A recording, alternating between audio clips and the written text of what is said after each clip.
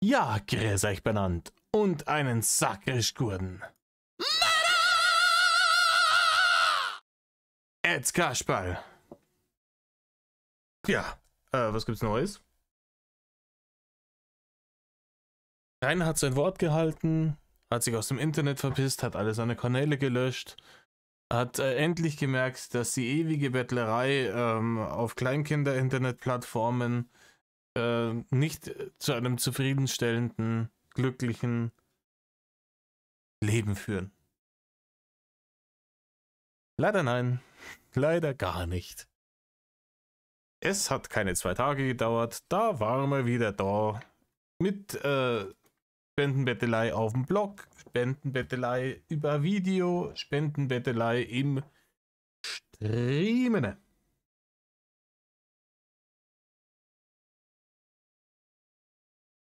Ich bedanke mich recht herzlich beim lieben Cyril, bei dem im Übrigen auch die letzten Tage häufiger zu hören war als hier auf meinem eigenen Kanal. Wir an den letzten beiden Wochenenden da einen kleinen Podcast gemacht. Wer von euch den noch nicht gehört hat, muss man sagen, könnt ihr euch bei Cyril auf dem Kanal geben. War ganz lustig. Beim zweiten Mal hatten wir sogar noch den Laubsägenhader mit dabei. Und ja, dementsprechend, das Lustige war, wir haben das am Sonntag in der Früh aufgenommen und ich habe am Sonntag in der Früh noch gesagt, spätestens heute Abend, weil es war dann in der Nacht, Samstag auf Sonntag, hat er den TikTok-Kanal schon wieder von privat auf öffentlich gestellt. Und ich habe in dem Podcast noch gesagt, hey, spätestens heute Abend sitzt er wieder da, streamt und bettelt um Barne. Ich hätte gern Unrecht gehabt, aber Leute, was soll ich euch sagen? Genauso ist es gekommen. Und ja, dementsprechend haben wir jetzt hier wieder Barne-Bettelei. Allerdings ohne Bild. Also es ist schon ein Bild, das ist dieses komische blaue Drachenauge, was er da oft mal irgendwie einblendet. Das ist auch lame. Cyril hat jetzt auch so einen Visualizer für die Stimme reingepackt. Ich schau mal, wenn es meine geistigen Kapazitäten, was Computer angeht, nicht überschreitet. Vielleicht schau ich ja mal, ob ich das irgendwie hinkriege. Da was einzubauen, damit ihr was seht, was sie auf dem Bildschirm bewegt, wenn ich schwadroniere. Weil es ist mal ganz ehrlich, dieses komische Ding, das braucht man sich eigentlich nicht geben. Das hier, dieser hier. Scheiße, oder? Aber wir können jetzt übergangsweise, können wir hier stattdessen hier den hier nehmen. Ah, fein. Und, wunderbar. Das ist doch viel dort. Ich finde, eines dieser Bilder sollte er einblenden, wenn er da seine Streams macht. Mit seiner kaputten Frontkamera. Wie gesagt, ob die wirklich kaputt ist. Weiß ich nicht genau. Ja. Wenn jetzt Geld draufsetzen müsstet. Na? Ihr versteht. Also, wir schauen das Ganze bei Cloud 1510, glaube ich. Weil der gute Winkel als Liste wohl momentan eine Kreativpause macht. Genau, das hat mir Cyril erzählt. Bei Winklers Liste kommt momentan nichts. Nehmen wir stattdessen das. Das ist halt zusammenfasst. Ich glaube, das Ding hat 2 Stunden dauert oder so. Da liegt es mir nicht drauf fest. Ein bisschen weniger, glaube ich. Das sind jetzt 41 Minuten. Das ist ja schon mal was. Ja, schauen wir mal, was er denn schon wieder zum Schwadronieren. Ich habe ein bisschen was davon. Ein bisschen was davon habe ich schon gehört. Die ersten 5 oder 10 Minuten, wo er dann erzählt hat, jeder kleine Rainer, der die Welt des Internet entdeckt hat, bla bla bla. Entschuldigung. Ja, der ganze Schmarrn. Egal. In diesem Sinne, bleibt mir nicht mehr zu sagen, als hockt euch her, sagen wir mehr, reißt euch eine Häube auf. Mir ging wieder einer in Rainer. Ich habe nicht gesagt, dass ich mich löschen will. Habe ich nie behauptet. Ich sagte, dass ich mich aus dem Internet, Rainer. öffentlichen Leben zurückziehen will. Das erkläre ich aber gleich. Warte mal. Oh, es fängt ja schon gut an. Es fängt ja schon gut an. Es ist dieselbe jeder hat das gesagt. Jeder hat es gesagt, wo er da sein Verabschiedungsvideo gemacht hat und sein Verabschiedungsstreamende, wo er dann dort gesessen ist. Ja, hier, ich stelle das dann auf privat und bla bla bla bla bla und ziehe mich dann aus dem, ich will ja Leben führen, normales Leben, bla, hin und her. Und jeder gesagt, ja, er hat nicht explizit gesagt, ich lösche mich aus dem Internet, ja. Und man muss bei Rainer alles auf die Goldwaage legen und da hast du es halt wieder. Mal ein paar Minuten bitte. Man merkt vielleicht auch gerade, dass es mir nicht besonders gut geht. Also körperlich. Ja, dir geht es gerade nicht ganz besonders gut, weil wenig Barrene auf dem Konto sind. Das ist das Problem, Rainer. Aber das Barrene-Problem auf dem Konto, das würde sich durch eine Lohnarbeit regeln lassen. Ja? So richtige Arbeit, so mit Arbeitsvertrag und Verpflichtungen und allem drum und dran. Da gibt Barrene. Und alles fit, also keine Sorge. Körperlich bin ich gesund, aber ich bin gerade ein bisschen. Oh, Entschuldigung, jetzt werden wir gerade fast. Mein Getränk bei der Nase ausgeschossen. Körperlich ist er gesund.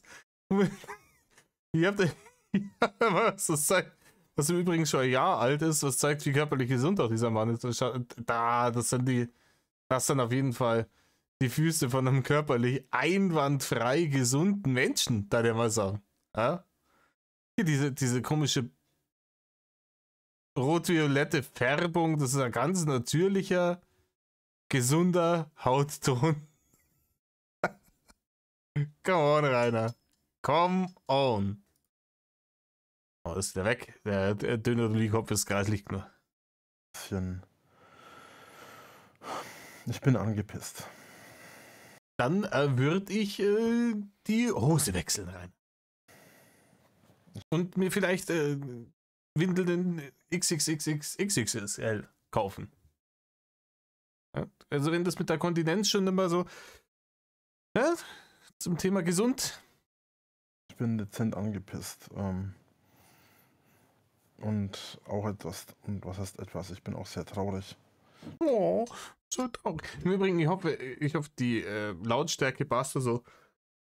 Ich habe ewig umeinander geschraubt jetzt wieder an der Lautstärke, weil jetzt in diesem Video ist er wieder ultra leise. Beim letzten war wieder super laut. Es ist ein Krampf einfach immer. Ich versuche es so gut wie möglich hinzukriegen.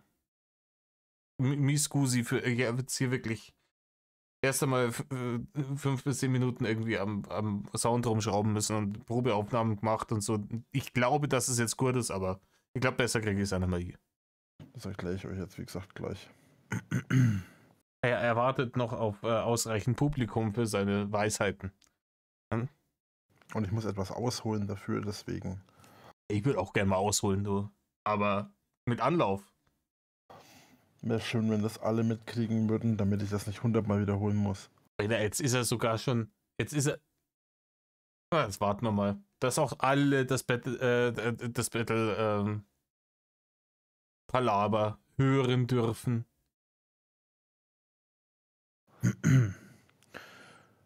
2015, Quatsch, wir fangen ganz vorne an. Na bitte nicht, Rainer. Bitte fang nicht ganz vorne. Du sollst nicht ganz vorne anfangen, du sollst jetzt am Ende aufhören. Das ist es, worum es geht. Aufhören, Löschung einleiten, Rainer. 2011. Ein kleiner Rainer saß zu Hause. Ja, genau, das habe ich schon. Ein kleiner Rainer 2011 saß zu Hause. Rainer, du warst 2011 schon über 20 Jahre alt. Da warst du 22 Jahre alt, 21 Jahre alt. in dem Bereich. Ja? Und erzählt halt nichts vom kleinen Rainer. Ja, der kleine Rainer möchte gerne aus dem Schanzenparadies abgeholt werden. Hause an seinem Rechner, schaut Let's Plays und hatte die Idee, Videos zu machen. Alles ist bloß die halbe Wahrheit, Rainer. Weil der kleine Rainer ist nämlich vom PC gesessen, hat Let's Plays geschaut und hat sich gedacht, boah, die verdienen einen Haufen Kohle damit. Einfach mit da sitzen und datteln und dann fliegen die Barren beim Fenster rein. Das ist ja viel besser als richtig arbeiten. Ohne sich Gedanken drüber zu machen oder zu informieren, wie viel Arbeit da tatsächlich dahinter steckt, einen erfolgreichen YouTube-Kanal zu betreiben und dass man permanent unter dem Druck steht, neu abliefern zu müssen, Qualitätscontent zu bringen, auf die Schwankungen auf YouTube einzugehen, dass zum Beispiel ein Content, der im einen Jahr super viral gegangen ist und einem 100.000 Abonnenten beschert hat und richtig viel Klicks und Watchtime und Barne, vielleicht im nächsten Jahr in dieser schnelllebigen Zeit überhaupt nicht mehr zieht und man dann mehr oder weniger irgendwie schauen muss, dass man entweder seinen Content angleicht oder sich einen anderen Job sucht. Diese ganzen Schwierigkeiten, die es gibt in dem Beruf des, sagen wir mal, YouTubers, alles nicht gesehen, alles ignoriert, war ihm alles wurscht. Er hat sich bloß gedacht, da gibt's easy Barne, weil am Datteln bin ich ja eh den ganzen Tag und da kann ich mir auch dafür bezahlen lassen. Wenn es so einfach geht. Leider nein, leider gar nicht, Rainer. Da haben wir uns ein bisschen getäuscht und das hat er auch relativ schnell gemerkt, dass er sich da getäuscht hat. Ja? Es hat aber geschmeidig ignoriert. Und hat gesagt, nee, ich ziehe jetzt da durch und ich werde hier der größte YouTuber von Deutschland und bla bla bla. Und jetzt sitzen wir hier 12 Jahre später und da haben wir jetzt den Dreck im Schachtel. Auf die Art und Weise bin ich dann auf die Idee gekommen, hey, ich könnte doch eigentlich hergehen und selbst Sachen veröffentlichen. Aber was genau? Naja, ich könnte Sachen über Metal und Rock und so machen. Grundlegend einmal über Sachen, von denen du überhaupt keine Ahnung hast. Einfach Headbang-Videos, weil ich damals auch Industrial Dance-Videos gesehen habe und so weiter und so fort. Du hättest auch deinen Head gegen die Wand bangen können. Viel kaputt wäre dann immer gegangen. Also nicht am Kopf, vielleicht an der Wand, aber ne, das hätte vielleicht nur wenigstens ein bisschen einen Unterhaltungswert gehabt. Keine Ahnung, à la Jackass. Ja. Welcome to Fat Ass. Heute, keine Ahnung. Ja. Lass ihn mir mit dem Baseballschläger 50 Mal auf die Mütze hauen. Und dachte ich, hey, das wäre doch voll geil. Richtig, richtig geil. Und ich war dann ganz hyped darauf, dass ich mir gedacht habe, hey, ich mache das jetzt einfach. Also habe ich ein Video hochgeladen. Und wie könnte es anders sein bei mir? Es war scheiße, Rainer. Es war ein Ankündigungsvideo, was Ja, das wahrscheinlich auch. da in Zukunft für Videos kommen und so. Damals natürlich komplett auf der Idee noch, dass es lediglich Headbang-Videos geben soll. Jetzt denkt sich das einmal, er hat damals schon gedacht, ja? Er hat damals schon gedacht, hey, es gibt gewiss Leute in einem so großen Umfang, die mir fetten Dulli beim Headbangen zuschauen wollen, dass sich da drauf ein kompletter rentabler YouTube-Kanal aufbauen lässt. Das hat der sich gedacht damals.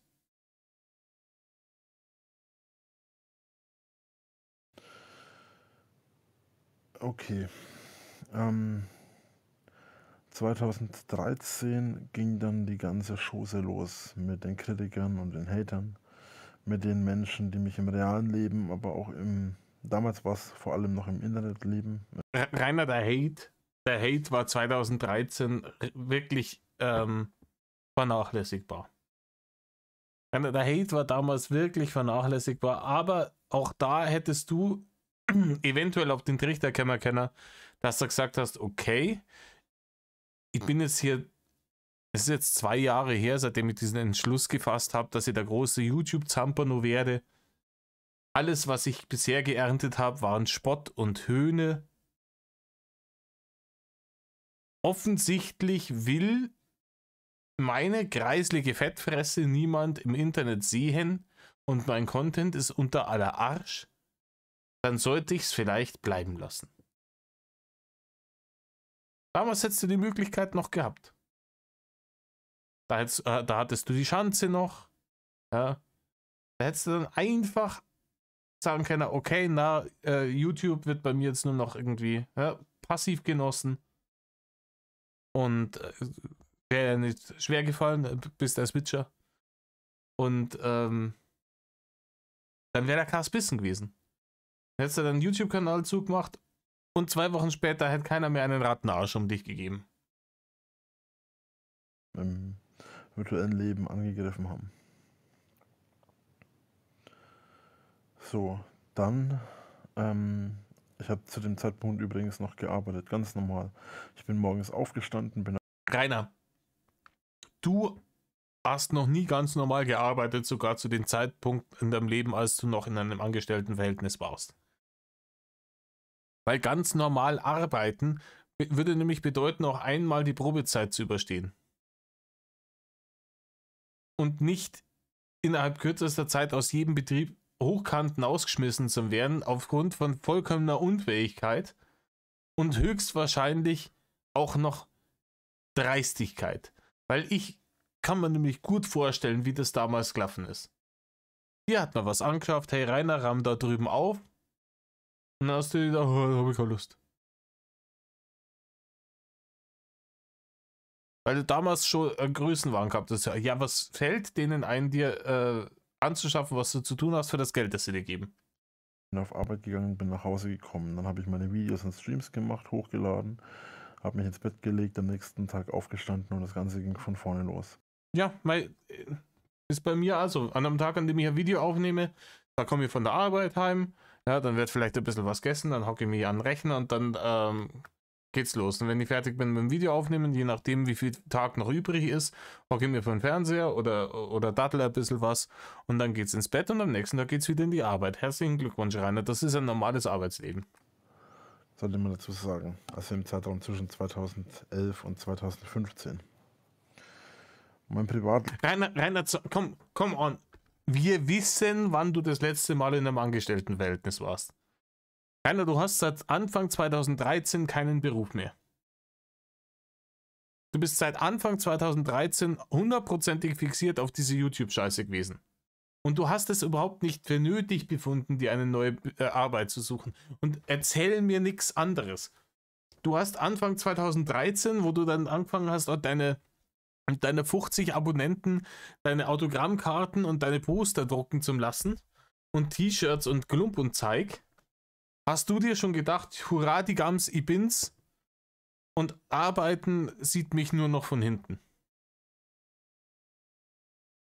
Leben war, ich würde sagen, solide. Ich hatte durch das Erbe von meinem Vater ein eigenes Haus. Ich hatte einen Job, den ich zwar nicht so besonders gerne gemacht habe, aber ich habe mein Geld verdient. Ja, Kelsey Rainer. Ich verrate jetzt einmal richtig, richtig krasses Geheimnis. Die allermeisten machen ihren Job gar nicht so gerne. Die allermeisten Leute, wenn du fragst, hey, wenn du ab morgen finanziell unabhängig wärst, ohne jemals wieder arbeiten zu müssen, sagen, wunderbar, dann sieht mich der Laden nie wieder. Wenn ich morgen Millionär bin, gehe ich übermorgen nicht mehr in die Arbeit. Das ist komplett normal. Es kann nicht jeder einen Traumberuf haben, der ihn hundertprozentig ausfüllt. Das ist eine Märchenwelt. Ja? Es gibt einige wenige Leute, die wirklich das Glück haben, einen solchen Beruf haben zu dürfen. Und die haben meistens sehr hart daran gearbeitet, aber das siehst du nicht, das verstehst du auch nicht. Dass ein Unge oder ein, wie sie nicht alle heißen, die ganzen Leute, die in Deutschland mit YouTube erfolgreich geworden sind ein Gronkh, dass die Risiken eingegangen sind, dass die dass die Arbeit da reingesteckt haben. Ja, ich habe keine Ahnung, ich habe einmal irgendwas gesehen über, wie heißt der Dude, der diese komischen Sportveranstaltungen nebenher nur macht. Trimax? Ist es der?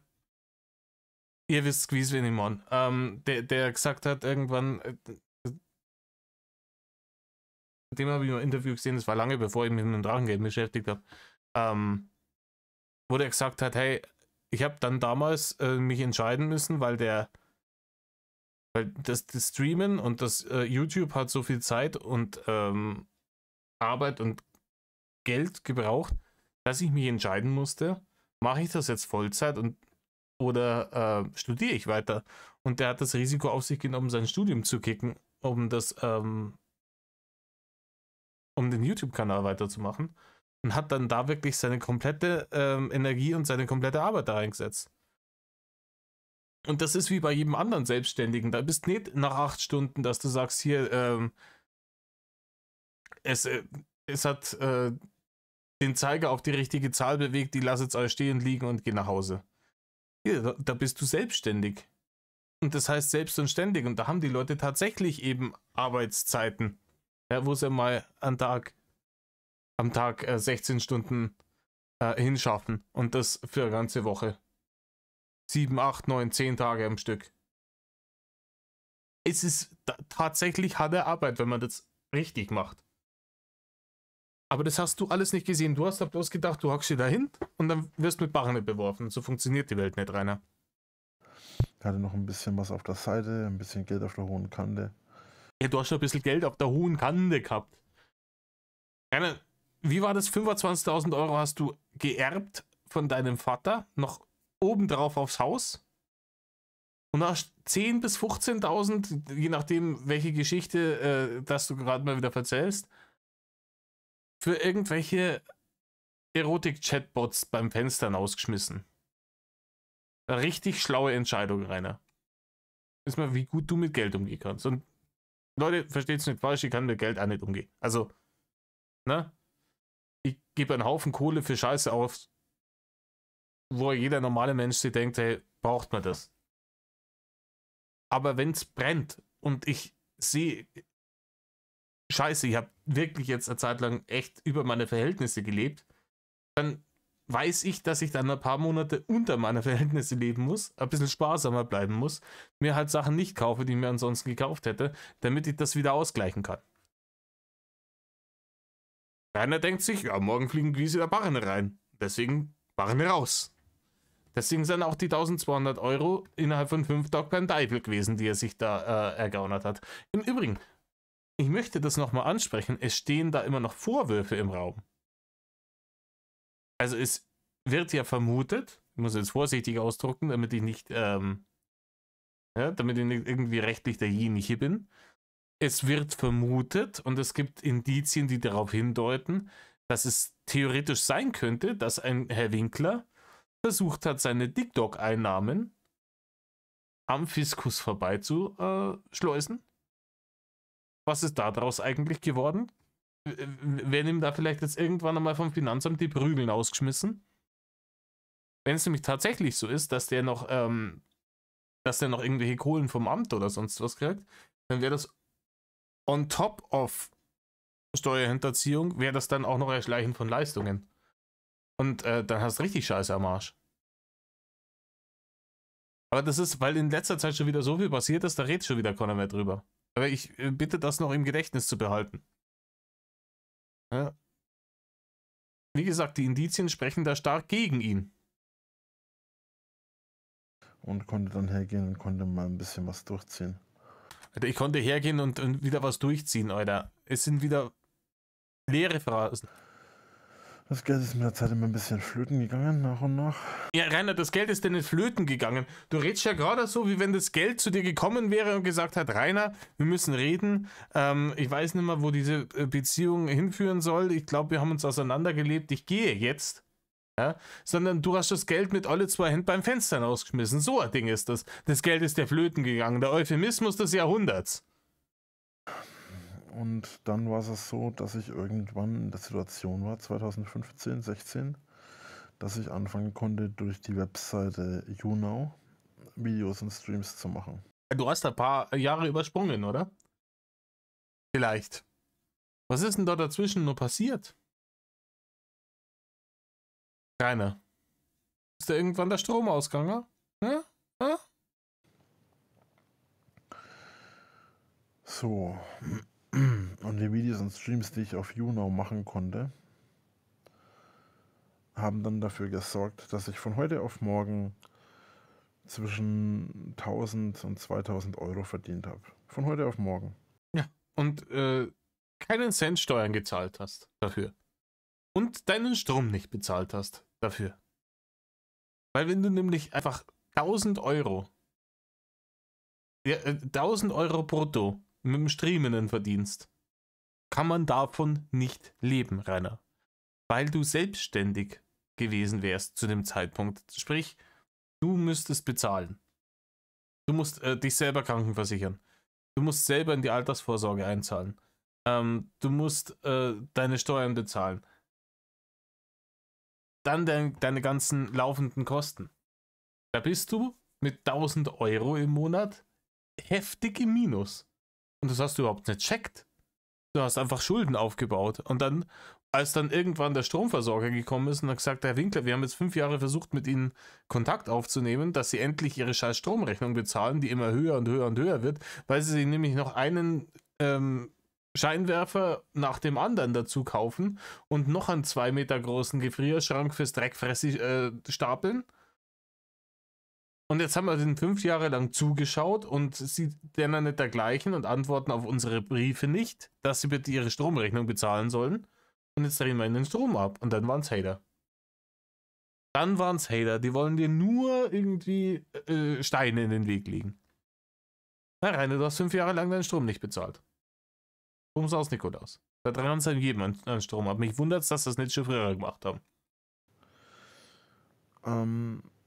Da ich zu diesem Zeitpunkt bereits im realen Leben sowie auch im virtuellen Leben angegriffen wurde und tatsächlich sogar ich 1, 2 Jobs zu dem Zeitpunkt bereits verloren hatte aufgrund der ganzen Kritiker und Hate. Alter, dass der Scheiß mit diesen Kritikern nicht langsam aufhört. Rainer, die Leute, die dir das empfohlen haben, die Kritiker zu nennen, die Leute sind doch schon wieder weg. Du kannst jetzt mit der Scharade auch wieder aufhören. Nenn uns wieder Hater. Da sind wir wirklich alle d'accord damit.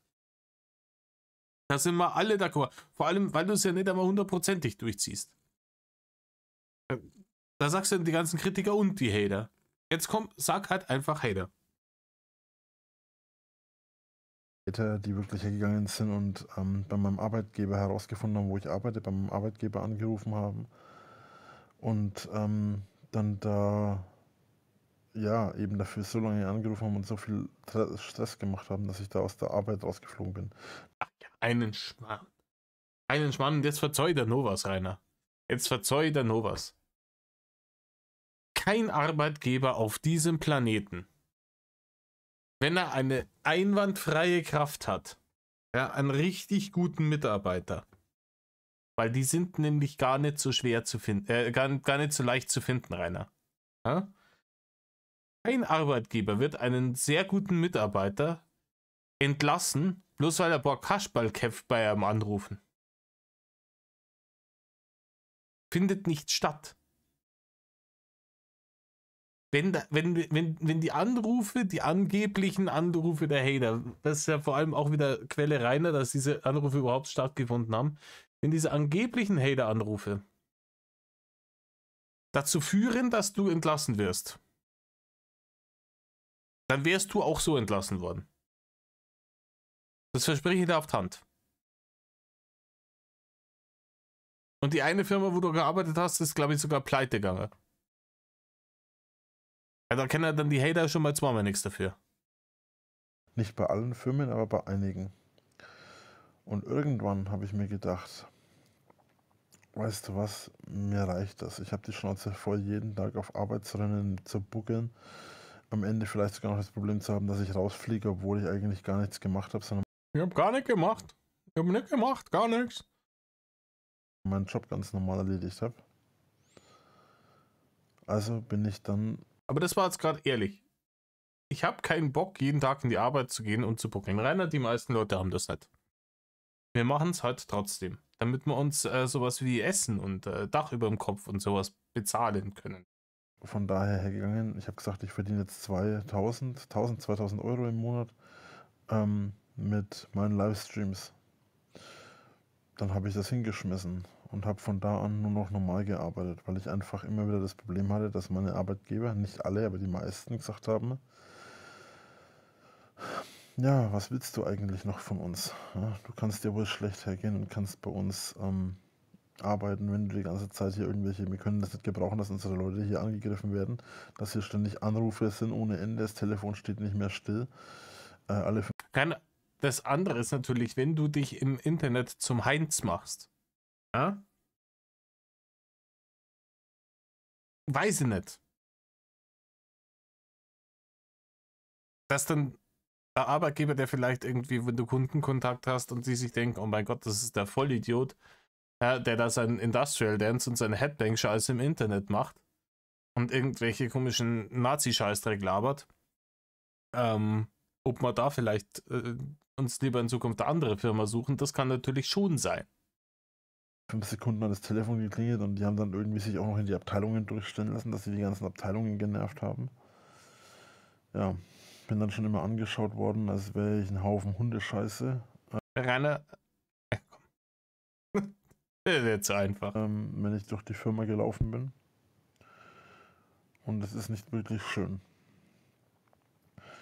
Und da ich ja gesagt habe, okay, ich verdiene damit jetzt meine Kohle, habe ich gedacht, okay, dann lasse ich es jetzt bleiben und mache nur noch das. Ja, und das war eine Fehlentscheidung, Rainer. Das war eine Fehlentscheidung, genauso wie jede andere Entscheidung, die du getroffen hast im Laufe der letzten 12 Jahre. Falsche Entscheidung. Ja, richtig, danke. Schön, dass du mir recht gibst. Da sind wir uns einmal im Leben einig. Das ist offensichtlich falsche Entscheidung. Ich habe natürlich nicht immer die besten Entscheidungen getroffen. Nein, Rainer, du hast immer die schlechtmöglichsten Entscheidungen getroffen. Das ist richtig. Du bist damals vor die Entscheidung gestellt worden, so mache ich die YouTube-Kasperei weiter und mache mich da zum Horst und sorge dafür, dass sie alle Scham haben, die mit mir irgendwas zum Tor haben. Oder zwicke den Arsch zusammen und mache stinknormale Arbeit. Du hast die für die Internetclownerie entschieden. Ja, ich bin lieber der Depp für alle als der Depp für einige wenige. Okay, das war die erste falsche Entscheidung. Einige Jahre später bist du wieder vor Entscheidung gestellt worden. Da hattest du dann die Entscheidung, verkaufe ich das Haus, wo ich ein festes Dach über dem Kopf habe, oder lösche ich meinen YouTube-Kanal? Und du hast dir gedacht, ja, wenn ich keinen YouTube-Kanal habe, dann bräuchte ich ja kein Haus mehr, weil dann ist das Leben nichts mehr wert. Und dann hast du das Haus verkauft. Und da bist du wieder vor eine Entscheidung gestellt worden. So, ich habe jetzt einen Haufen Pulver in der Hand von dem Haus. Bezahle ich damit meine Schulden, die sich über die Jahre durch meine eigene Dummheit angehäuft haben, und schaue, dass ich irgendwie mein Leben auf die Kette kriege, dass ich dieses Geld vielleicht für einen Neustart nutzen kann, um zum Beispiel eine Zeit zu überbrücken zwischen meiner Löschung aus dem Internet und dem Hate, der dann so weniger geworden ist, dass ich wieder neu durchstarten kann. Nicht im Internet, sondern im reellen Leben.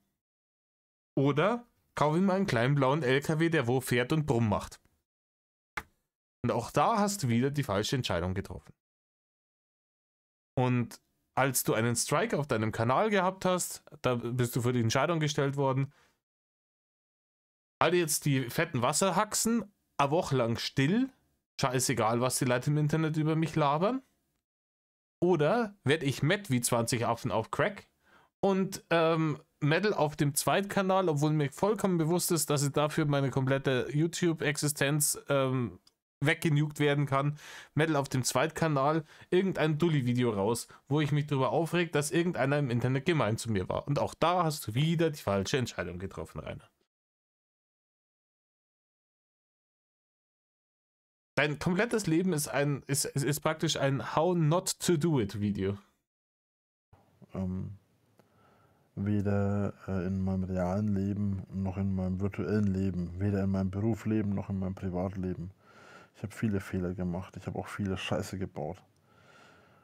Und dennoch ist einfach die Art, wie mit mir umgegangen wird, etwas, was das nicht rechtfertigt.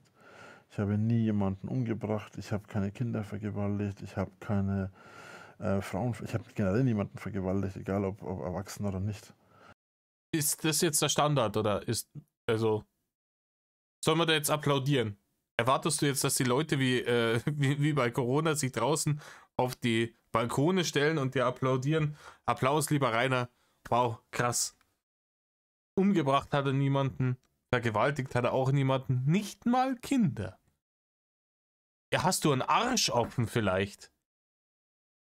Es ist ja wohl nicht lobenswert, niemanden umgebracht oder vergewaltigt zu haben. Hörst du dir eigentlich zu beim Reden? Vollkommen utopisch. Ich habe niemandem irgendwas getan, ich habe niemals irgendjemanden. Das würde ich jetzt wieder bestreiten. Das sehen sicher einige Leute anders. Angegriffen, außer ich musste mich verteidigen. Das ist auch wieder gelogen, Rainer, komm aber. Ich laufe auch nicht durch die Straßen und greife irgendjemanden an. Nein, weil du gar nicht laufen kannst. Du würdest, wenn, dann wongeln und die Leute könnten da so leicht ausweichen, dass du überhaupt niemanden angreifen kannst. Die einzige Möglichkeit, wie du immer jemanden angegriffen hast, war feige aus dem Hinterhalt. Das ist das Einzige. Du hast sie in deinem komischen Gebüsch da versteckt und hast mit Steinen auf Autos geworfen. Oder mit Stöcken die Scheiben eingeschlagen. Hier aufgelauert und zugeschlagen. Du könntest gar nicht einmal wenn du wolltest, könntest du irgendwie durch die Fußgängerzone laufen und die Leute verwemsen. Keine Chance. Du darfst ja keinen erwischen. Und wenn es doch einen erwischen darfst, dann ist die Chance relativ hoch, dass du selber hergewämst wärst. Man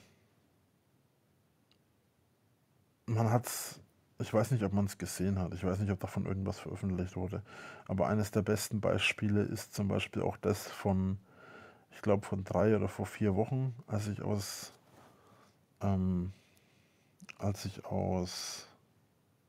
Ding abgehauen bin. Rattelt der im Hintergrund wieder oder warum ist es wieder aus Hamburg bin ich runtergefahren und da wurde ich ja dann von diesem einen Typen am Bahnhof angegriffen. Rainer, du bist von diesem Typen am Bahnhof nicht angegriffen worden. Der hat dich gefilmt. Und du hättest in der Situation auch einfach gehen können. Du hättest auch einfach gehen können, aber du warst mit deinen neuen besten Freunden im Stream, und vor denen wolltest du dir die Blöße nicht geben, sondern denen wolltest du zeigen, was du für ein großer, starker Typ bist und dass du dir sowas niemals bieten lässt. Und dann hast du gedacht, okay, auf geht's, hast dich umgedreht und hast die Konfrontation gesucht. Aktiv. Und die Eskalation ist von dir ausgegangen. Und dann hast du den angegriffen, hast ihm sein Handy aus der Hand gerissen, so wie du es schon oft gemacht und schon oft versucht hast, weil du der Meinung bist, du darfst das einfach. Du darfst einfach Leuten das Handy wegnehmen und es irgendwo hinschmeißen. Ja? Und hast es ihm auf die Gleise geworfen. Und dann hat er da auch nicht gelangt.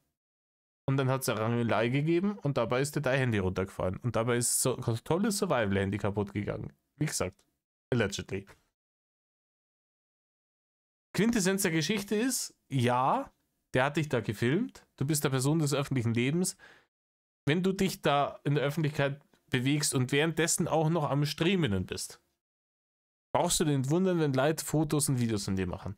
Und wenn du da keinen Bock drauf hast, dann kannst du dich aus der Situation zurückziehen. Niemand hat dich umstellt und gesagt, hier, wir zwingen dich jetzt dazu, dass du hier auf dem Bahnsteig stehst und dich filmen lässt. Du bist ausgestiegen aus dem Zug und hättest auch einfach weitergehen können. Du bist dir danach auch weitergegangen. Einfach weitergehen, in den nächsten Zug einsteigen. Weil du warst ja da an einem Bahnhof, wo du umsteigen hast müssen. In den nächsten Zug einsteigen, der wäre der Quiz nicht hinten nachgegangen. Weil der ist ja an diesem Bahnhof auch nicht umsonst. Der muss ja auch irgendwo hin und dass der zufällig genau in dieselbe Richtung muss wie du, wäre äußerst unwahrscheinlich gewesen. Also einfach weitergehen, das Ganze ignorieren. Genauso wie damals. Damals, wo sie dir gesagt haben, Herr Winkler, bleiben Sie im Haus, rufen Sie die Polizei an, kommen sie nicht raus, schreien sie nicht rum, greifen sie niemanden an. Und du hast immer genau das Gegenteil gemacht, wo wir dabei sind, die schlechten Entscheidungen, die du getroffen hast. Du warst dann auch da wieder derjenige. Ich weiß nicht, ob davon irgendwelche Videos veröffentlicht Ach, geh scheißen, du! Natürlich weißt du, ob es da Videos davon gibt, Rainer. Erzähl mir doch nichts. Erzähl mir doch nichts. Du verfolgst jetzt sogar die Hater-Kanäle, auf denen die Videos noch gezeigt wurden. Nachweislich. Und du bist ja auch in diesem Schanzenwort-Broadcast, wo diese Videos veröffentlicht wurden. Nachweislich. Erzähl mir, ich weiß nicht, ob da Videos davon, freilich sind da Videos da gemacht worden. Und was ich so gekriegt habe, bist du auf diesen Videos derjenige. Hier, der hergeht und die Scheiße baut. Und ich hoffe auch, dass sich da noch was da gibt. Dass da noch was kommt, ja, dass vielleicht einmal rechtliche Konsequenzen noch erleiden musst, dass wegen der vermutlichen Steuerhinterziehung noch was kommt und so weiter und so fort. Ich hoffe, da kommt da was.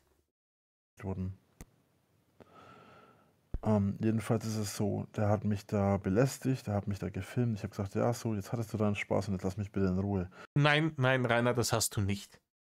Nein, du hast ihn angebrüllt, was ihm einfällt, warum er sich hier wie Asozialer aufführt, und dann bist du auf ihn losgegangen und hast ihm das Handy aus der Hand gerissen und das auf die Gleise geschmissen. Das hast du gemacht. Du bist nicht cool geblieben und gesagt, ja, jetzt hattest du deinen Spaß. Wir haben die Aufnahmen gesehen. Und bin weggegangen. Nein, du bist auch nicht weg, du bist auf den zugegangen. Ich habe mein Zeug gepackt, meinen Rucksack und alles und habe mich einfach woanders hingestellt. Ich bin von dem weggegangen, weil ich die Eskalation vermeiden wollte. So. Dadurch, dass ich zu dem Zeitpunkt kein Haus hatte und auch natürlich... okay, da wird jetzt der Schnitt drin gewesen sein. Zu dem Zeitpunkt am Bahnhof hat er ja gewiss kein Haus gehabt, weil Haus hat er keins dabei gehabt. Er hat 25.000 Kilo Gepäck dabei, aber nur das Notwendigste, also sein Tablet und sein Switch. By the way, Rainer, du hast doch ein Tablet. Das Tablet hat doch gewiss auch Frontkamera. Kann man da eine TikTok drauf installieren und damit streamen mit der Frontkamera? Wäre das nicht eine Möglichkeit? Weil du ja eh meistens aus der Bahn raus streamen oder vom Hotelzimmer oder vom was weiß ich. Das wäre doch eine Möglichkeit. Bei den ganzen Streamen, das jetzt hier mit der TikTok-Elite, wo du behauptet hast, ja, du kannst nicht, da warst du am Tag 10 Stunden bei denen im Stream drin. Brauchst mir nicht verzeihen, dass du die 10 Stunden in der Gegend umeinander gewongelt bist. Also da hättest du doch mit dem Tablet hinsetzen können und da drüber streamen und die Frontkamera anmachen. Nicht gebunden war an einem Ort, konnte ich der Person aus dem Weg gehen. Als ich noch mein Haus hatte, konnte ich diesen Eskalationen nicht aus dem Weg gehen. Es hatten dann immer Doch, Rainer. Du hättest einfach im Haus bleiben sollen. alle gesagt, ja, bleib drinnen, bleib drinnen, bleib drinnen. Richtig, Rainer, und du hast es nicht gemacht. Und das ist aber eine Sache, man kommt dagegen nicht an, weil die Leute provozieren so lange, bis man reagieren muss. Und dieses Müssen lässt sich auch nicht ausklammern. Dieses Müssen kann man auch nicht davon wegschieben. Nein, Rainer, du hast einfach eine Impulskontrollstörung. Das ist das Problem. Du hast eine Impulskontrollstörung. Du kannst dich nicht beherrschen. Das ist das Problem. Das ist auch der Grund, warum du keinen Knopf Geld in der Tasche hast und trotzdem anfängst bei Steam dir irgendwelche Spiele zu kaufen. Obwohl du genau weißt, dass du dann am nächsten Tag keine Unterkunft hast. Sons of the Forest, Hogwarts Legacy Deluxe Edition. Den ganzen Krampf. Alles kauft, obwohl du weißt, dass du eigentlich von der Hand in den Mund lebst und jeden Cent sparen solltest, der nicht unbedingt notwendig ist, ihn auszugeben. Ja, du bist einfach ein Depp, der einfach seine Impulse nicht kontrollieren kann. Ist auch der Grund, warum du permanent Pimmelbilder an irgendwelche Frauen schickst. Und der einzige Grund, warum du kein verurteilter Triebtäter bist, ist der Grund, dass du dich behindert gefressen hast und nicht mehr in der Lage bist, irgendjemanden nachzulaufen, geschweige denn körperlich zu überwältigen. Denn Tatsache ist, dass dieses Müssen deswegen war, weil wenn ich nicht reagiert habe, sind die über den Zaun geklettert und haben Realscheiße gebaut, haben Fenster eingeworfen und so weiter. Leute, Keiner, um Fenster einzuschmeißen in der Schanze, sagen wir mal ehrlich, da hat man nicht über den Zaun klettern müssen. Und es gibt Leute, die sind über den Zaun geklettert, das ist wohl richtig. Aber du hast ja dann auch genügend Stacheldraht hingemacht. Noch dazu hattest du ja die Kameraaufnahmen, hättest ja dann die Leute dementsprechend direkt anzeigen können. Und zum Dritten ist der Prozentsatz der Leute, die da tatsächlich hierher gekommen sind und die Scheiße gebaut haben, sprich über den Zaun geklettert und tatsächlich wirklich Hausfriedensbruch etc. begangen haben, verschwindend gering. Die allermeisten Leute sind da auf der anderen Straßenseite gestanden oder auf der Straße selber, haben ein Bierchen getrunken, haben ein paar Fotos gemacht und haben einmal Herr Winkler gerufen. Und nach Fanmanagement oder Posterverkauf verlangt. Und das war's. wie viele Kritiker und Hater sind gerichtlich verurteilt worden? Eine, zwei von 1000? Ja, dann haben sie wohl nichts falsch gemacht, wenn sie nicht verurteilt worden sind. Im Gegensatz zu dir, der derjenige ist, der verurteilt worden ist. Ich habe mal eine Zeit lang eine Liste geführt. Das war zwischen 2019 und 2022 habe ich mal ab und zu eine Liste geführt, teilweise über Wochen hinweg. Ja, die war richtig geil, die Liste. Winklers Liste. Die wolltest du dann großkotzig vor Gericht vorlesen und dann hat die Richterin gesagt, Herr Winkler, das tut dir nichts zur Sache. Ja, diese Liste vollkommen irrelevant, weil es wird hier nicht behandelt, wer 2019 am so und so vielten XY irgendwann einmal an der Schanze gestanden ist und Herr Winkler gerufen hat, sondern es wird jetzt verhandelt Punkt A, Punkt B, Punkt C, alles was in der Anklageschrift steht. Und alles was nicht in der Anklageschrift steht, vollkommen scheißegal. Aber das checkst du nicht. Für dich sind die Hater, sind alles eine Schwarmintelligenz. Ja, und jeder, der hierher kommt und die Scheiße baut, ist praktisch dasselbe wie der Nächste. Also man kann praktisch dann auch in deinem Klöderkopf, glaubst du, dass es vollkommen in Ordnung ist, wenn am einen Tag einer herkommt und am Zaun rüttelt, dass am nächsten Tag du einem, der nichts macht, irgendwie einen Stein oder eine Tasse oder eine Axt nachwirfst, weil ja die Tage davor Leute da waren, die die Scheiße gebaut haben. Und das sind ja praktisch die gleichen Leute, also ist es legitim. Und so läuft's aber nicht, Rainer. Und nach diesen Listen sind grob geschätzt pro Woche 500 Leute vor meiner Tür gestanden. Pro Woche. Nicht pro Monat, pro Woche. Und da ist es auch so gewesen, dass man dieser Eskalation nicht aus dem Weg gehen kann. So. Ich bin in den letzten Monaten immer wieder, oder in den letzten Jahren jetzt immer wieder in Eskalationssituationen geraten, aus denen ich rausgekommen bin, weil ich diesen aus dem Weg gegangen bin. Rainer, du hast aber gerade in den letzten Monaten ganz schön oft versucht, Eskalationssituationen zu provozieren. Und wenn es nicht funktioniert hat, dann hast du selber die Leute blöd angeredet. Ich erinnere an deinen Streamen von der Parkbank vom Pilgerweg weg, wo es dir dann irgendwann so auf den Sack gegangen ist, dass du wirklich die Leute einfach bloß nur blöd angeredet hast. Oder die ganzen Sachen in Berlin, schaut's mal hier an der Mauer hier vor der Mercedes-Benz Arena. Erzähl mir nichts. Erzähl mir nicht, dass du der Eskalation immer nur aus dem Weg gehen wolltest. Das ist nämlich gelogen. Viele sagen, such dir eine Wohnung, such dir einen Job. So. Ja, ist richtig, Rainer. Mach doch das mal. Ich möchte gerne trotzdem zum 1.000.000. Mal wissen, wie genau stellt ihr euch das vor? Man geht die Stellenangebote durch und schaut bei ImmoScout oder sowas nach Wohnungen, also vielleicht auch in Zeitungen. Man fragt im Bekanntenkreis umeinander, man geht als Obdachloser halt zu Stellen irgendwie, wo Sozialarbeiter arbeiten, die helfen bei sowas. Da sicher im Amt auch irgendwie Kontaktdaten, wo du dich melden kannst. Und dann kümmert man sich darum. Und wenn man sich darum kümmert in deiner Situation, dann hat man überhaupt gar keine Zeit mehr für Streamen. Weil da bist du den ganzen Tag auf Achse. Dann gehst du von A nach B, von Pontius zu Pilatus. Dann musst du hier ein paar Anträge ausfüllen und da ein paar Anträge ausfüllen, Bürgergeld kriegen etc. bla bla. Und dann, wenn man sich gescheit anstellt, kriegt man vielleicht irgendwo ein Zimmer erst einmal und dann helfen die dir Bewerbungen schreiben und dann kriegst du irgendeinen Dulli-Job und von diesem Dulli-Job kannst du dann irgendwo am Stadtrand im Ghetto ein Zimmerwohnung kaufen, mieten und da darfst du dann wohnen und dann läuft die Scheiße. Rainer, mehr wird es bei dir nicht mehr werden. Es wird nicht mehr werden, Rainer.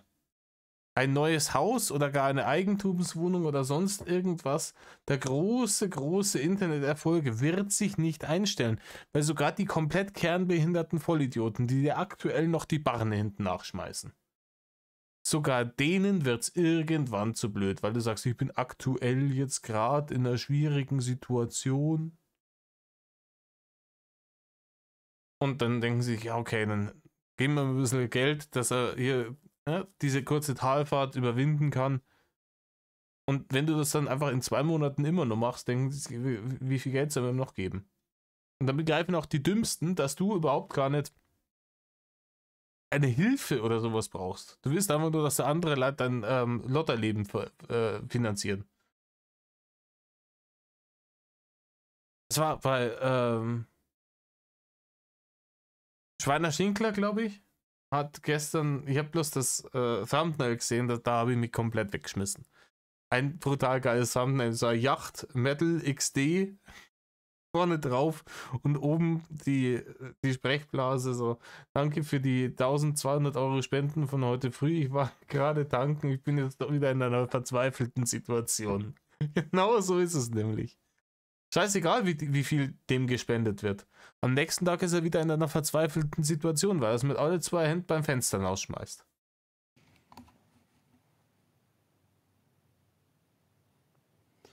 Wie genau stellt ihr euch das vor? Soll ich arbeiten gehen, Ja, Punkt.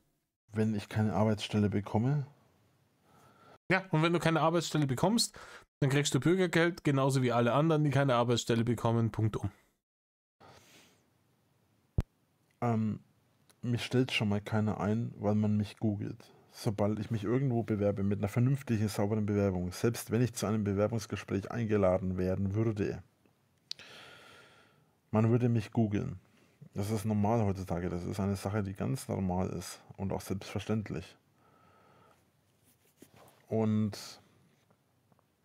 ich habe hier gerade eine Frage gelesen, auf die ich gleich eingehen werde. Ja, komm jetzt wieder ein bisschen vom Thema ablenken, damit du dir die Lüge zurechtrennen kannst, Rainer. Ja, du wirst gegoogelt werden, aber es wird wahrscheinlich auch einige Arbeitgeber abschrecken. Aber weißt du, was die Arbeitgeber mehr abschreckt, als dass du der Drachenlord bist, etc. bla bla. Was die Arbeitgeber abschreckt, ist, dass du sogar zu blöd warst, den Dulli-Schulabschluss zu machen. Dass du seit 12 Jahren in keinem Angestelltenverhältnis mehr warst und dass die Angestelltenverhältnisse, die du davor hattest, keine 3 Monate gehalten haben. Darauf schauen die. Und dann fragen die, Herr Winkler, was haben Sie in die letzten 12 Jahre gemacht? Und dann hast du gesagt, ja, ich war YouTuber etc. Und dann wissen die, dass du mit der Realität nichts am Hut hast und dann wirst du deswegen nicht eingestellt. Das hat mit den Haters überhaupt gar nichts zu tun. Weil wenn nämlich jemand 12 Jahre lang auf dem Zahnfleisch daherkrebst kommt und seine komplette Existenz gegen die Wand fährt, nur weil er sich eindenkt, oh ja, ich muss jetzt unbedingt YouTuber sein, dann wissen die ganz genau, wie deine Arbeitsmoral ist und du wirst deswegen nicht eingestellt und nicht, weil irgendwelche Leute da anrufen und hier die Scheiße bauen. Und das ist ganz normal, dass der Arbeitgeber wissen will, wen er einstellt. Meint er im Ernst, wenn jemand sich die Sachen anschaut, die im Internet über mich kursieren, und ich rede nicht einmal von diesen ganzen gefakten Blödsinn von wegen Pädophilie und so weiter, sondern ich rede von dem ganzen Zeug, von den ganzen Menschen um mich herum, von den Hunderten, Tausenden. Ja, Rainer, oder von den zum Beispiel von den Luan-Videos, die wären zum Beispiel, ich glaube, dass das keine schlaue Idee war, die hoch zum Laden. Meinst du? Dass die Luan-Videos vielleicht für Arbeitgeber abschreckend sind? Könnte sein, oder? Im Übrigen, wenn du die Luans in dein Lager legst und weißt hier, ja, come on, nach dem Benutzen, waschen, an dem einen Ding hängen noch die Kackebröckel dran. Es ist doch unfassbar. Es ist ja ihr habt die Bilder doch gesehen, oder? Ihr habt doch Glees bei Klonter, ich habe bei Klonter. Oida. Naja. Tausenden, Zehntausenden Menschen, um nicht zu sagen 100.000 Menschen, die mich tagtäglich irgendwo angreifen, irgendwo belästigen, die irgendwo irgendwas über mich erzählen. Meint der ernsthaft, irgendein Arbeitgeber würde mich einstellen? Ich habe jetzt mehrfach die Frage gelesen, ob ich es versucht habe. Rainer, du hättest auch die letzten 12 Jahre überhaupt nichts im Internet machen können. Ich könnte auch keinen Schwanz kennen auf der lieben weiten Welt. Du könntest der unbekannteste Sonderschulversager auf diesem Planeten sein. Die da trotzdem keiner einstellen, weil die nach 5 Minuten im Gespräch mit dir merken, was du für ein Vollidiot bist. Das ist das Problem. Hartz aber 4. Das ist das Leben für dich. Hartz aber 4. Ich habe es über die Jahre immer wieder versucht. Seit 2017 habe ich immer wieder versucht auszusteigen. Wenn Nein, Rainer, du hast in den letzten Jahren immer wieder versucht, den Leuten einen Bären aufzubinden. Du hast immer wieder versucht, die Leute zu verarschen, indem du gesagt hast, jetzt höre ich auf. Oder Rainer Winkler ist tot. Und in der Hoffnung, dass die Leute dann sagen, oh mein Gott, der arme Rainer. In der Hoffnung, dass die Leute kommen so, ja, ich höre jetzt auf, hier, es gibt keine Streamendes mehr, bla bla bla. Dass die Leute dich dann anschreiben zu Tausenden und sagen, Rainer, wir haben es doch gar nicht so gemeint, bitte, bitte geh nicht. Bitte geh nicht, was sollen wir denn ohne dich machen, ohne die Weisheit des großen, großen Drachen? Oder bei deinem, wo du den Tod vorgetäuscht hast, dass die Leute kommen und sagen, oh mein Gott, was haben wir nur gemacht? Der arme Rainer, der hat uns doch gar nichts getan. Und wir haben ihn in den Selbstmord getrieben, wir Schweine. Und, oh. Das hast du gehofft, das ist halt niemals eingetreten und dann als ganz kleinlaut danach einfach wieder geheißen, nee, jetzt wird einfach wieder weiter gestreamt. Genau wie es halt jetzt auch wieder ist. Oh, ich höre auf, ich will ein normales Leben leben. Keine 2 Tage später, Barne bitte. Hier ist meine IBAN. Wenn ihr euch erinnert. Ich hatte auch mehrfach Videos gemacht oder gesagt gehabt, ich werde aussteigen. Jetzt eben auch wieder. Im Übrigen, dass er jetzt wieder irgendwie seine IBAN propagiert, da gibt es doch sicher auch irgendwie rechtliche Konsequenzen, oder? Gab es da nicht vorher schon Probleme? Weiß ich nicht. Wieder. Und damit kommen wir jetzt zum aktuellen Stand. Ich hatte am Mittwoch, Donnerstag, eigentlich Dienstag, Mittwoch, hatte ich ein Angebot bekommen. Ein Angebot, das mir geholfen hätte, aus der Sache auszusteigen. Das halte ich für Lülülü. Ja? Halte ich für ganz, ganz, ganz krasses Lülülü. Es ging um Arbeit, es ging um einen Beruf, es ging um eine Möglichkeit. Komm, unnötige Aufzählung, um Zeit zu gewinnen. Es ist, ich sage, 100%ig gelogen. Es gab überhaupt kein Angebot. Vor allem, wir wissen doch, dass er in den letzten Jahren schon oft Angebote gekriegt hat. Hier könnte er arbeiten, da könnte er arbeiten, von diversen Leuten. Und er hat nie darauf reagiert. Nie. Warum hätte es dieses Mal anders sein sollen? Warum hätte es jetzt dieses Mal anders sein sollen? Er hat doch die letzten Jahre niemals darauf reagiert, wenn ihm jemand gesagt hat, Rainer, du kannst im Übrigen bei mir zum Arbeiten anfangen. Das und das ist der Job.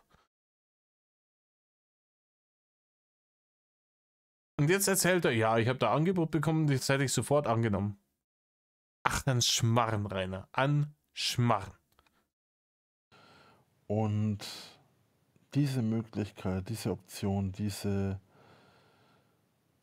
Geschichte Diese Aufzählung, deutliches Lügenanzeichen. sollte mir eigentlich helfen, auszusteigen aus dem Ganzen.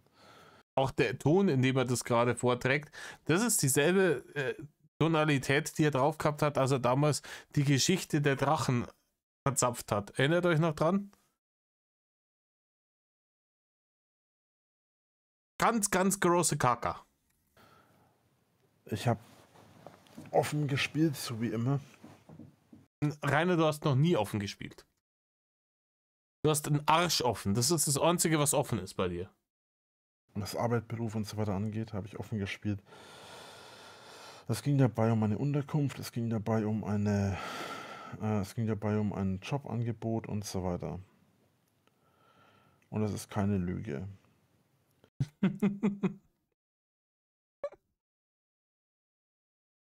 Und es ist keine Lüge. Ja, Rainer, herzlichen Glückwunsch, das gerade bestätigt, dass es eine Lüge ist. Niemand, ganz ehrlich, niemand, der so eine Geschichte verzeiht, wenn sie nicht erstunken und erlogen ist, sagt im Übrigen, das ist für nicht gelogen, was ich euch da gerade erzähle. Niemand. Außer ein Vierjähriger, der ihm gerade einen richtigen Bären aufbinden will. Und dann sagt, es war wirklich so, das müsst man wirklich jetzt glauben.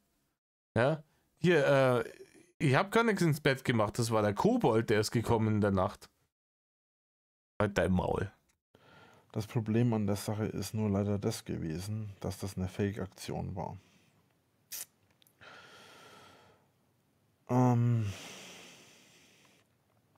Diese Sache ist, passt auf, um das nochmal etwas genau auszuführen. Ja, hör auf, Rainer, hör auf! Es glaubt da jetzt schon keiner. Seit 2013, 14 sage ich ja, habe ich immer wieder versucht auszubrechen aus diesem Scheiß. Ja, nee, hast du nicht. Du hast genau das Gegenteil gemacht. Und mein Problem ist, dass ich schon damals eben nicht die Möglichkeit hatte, mit einer normalen Arbeit nachzugehen. Ich habe mich in verschiedenen Bereichen. Was macht der für Geräusche?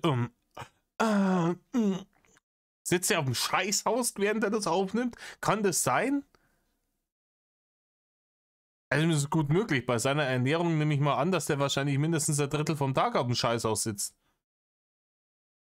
Vielleicht kann er ja deswegen keiner geregelten Arbeit mehr nachgehen. Im Laufe der Jahre versucht. Und das hat einfach nicht funktioniert. Mir wurde auf jeden Fall gesagt, dass das so und so funktionieren könnte. Und darum habe ich mich darauf eingelassen. Und deswegen habe ich dieses Mal gesagt, dass ich aufhören möchte. Ich versuche seit 2017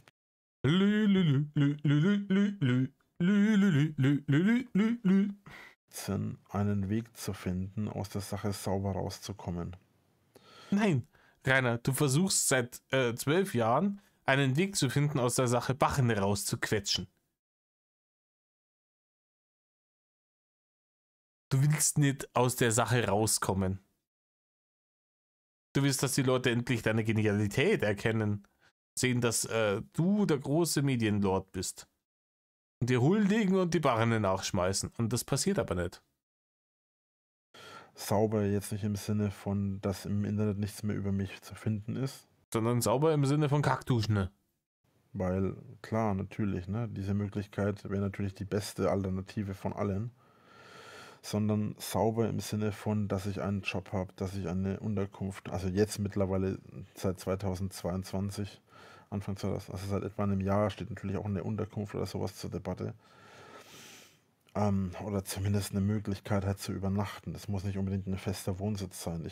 Rainer, mit den 70.000 Euro vom Schanzenverkauf hättest du dich um eine Unterkunft bemühen können. Just say. Persönlich bevorzuge ja aktuell sowieso keinen festen Wohnsitz.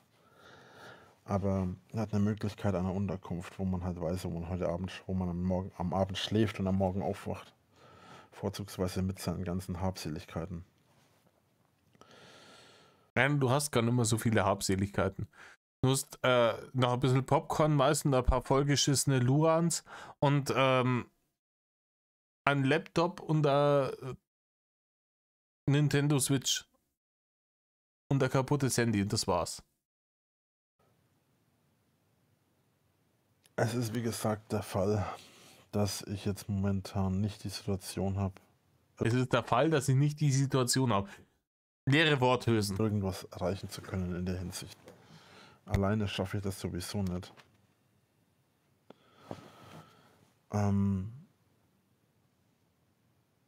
Na, vielen Dank, Niki. Passt auf. Ich lege jetzt mal die Karten auf den Tisch und dann nehme ich die ersten Gäste rein. Du willst um Barne betteln. Alter, wir sind erst bei 15 Minuten Rohmaterial und schon bei über eine Stunde Reaction. Sorry, Leute. Ich bin aktuell in Berlin. Das wurde jetzt auch schon mehrfach hier reingepostet. Ich werde übrigens den Chat jetzt mal wieder auf Ding machen, weil Zeug. dieses ganze Gehate brauchen wir hier definitiv nicht, würde ich sagen. Ist es jetzt Hate, die Wahrheit zu sagen, dass du in Berlin bist? Ist das Hate, wenn du durch Berlin wongelst? Come on.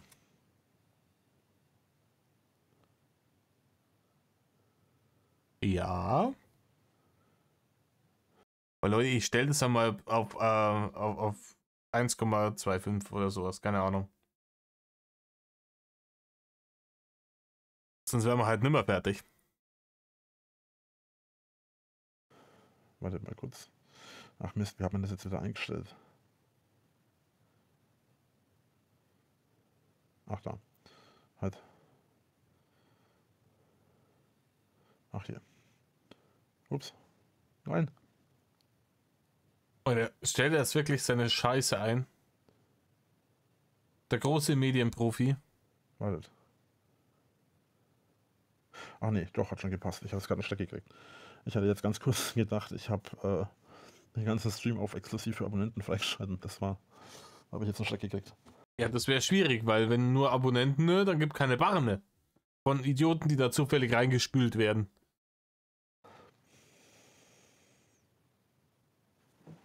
Oder habe ich das jetzt doch vertan? TikTok, das ist ohne Scheiß, das ist wie eine große digitale Kläranlage. Da wird den ganzen Tag Scheiße reingespült und irgendwas bleibt immer kleben, oder?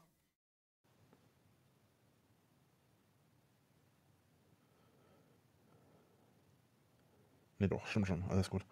Boah, ich habe gerade einen Steck gekriegt.